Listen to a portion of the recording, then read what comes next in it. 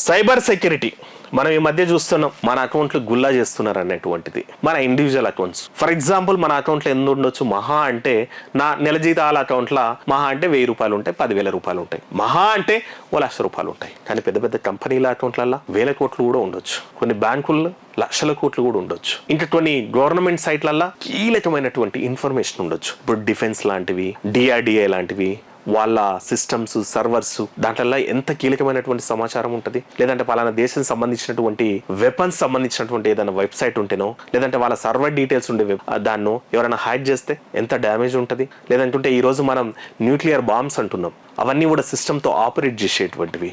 అట్లాంటిది ఏమన్నా హ్యాకర్ చేతిలో పడితే ఎట్లుంటది. సో ఇట్లాంటివి ప్రమాదాలను ఆపేదే సైబర్ సెక్యూరిటీ వింగ్ అన్నట్టు. ఇది ఏం చేస్తుందంటే డిజిటల్ వరల్డ్ ని సేఫ్ గా ఉంచుతుంది. కంప్యూటర్ నెట్వర్క్స్ డేటాని హ్యాకర్స్ వైరస్ల నుంచి ప్రొటెక్ట్ చేస్తుంది. తర్వాత 2020లో cyber attacks, ransomware, data breaches 20% పెరిగినని సైబర్ సెక్యూరిటీ వెంచర్స్ రిపోర్ట్ అయితే చేస్తున్నాయి. అంటే ఈ సంవత్సరంలోనే దాదాపు 20% కూడా గతంతో పోలిస్తే పెరిగినాయంట.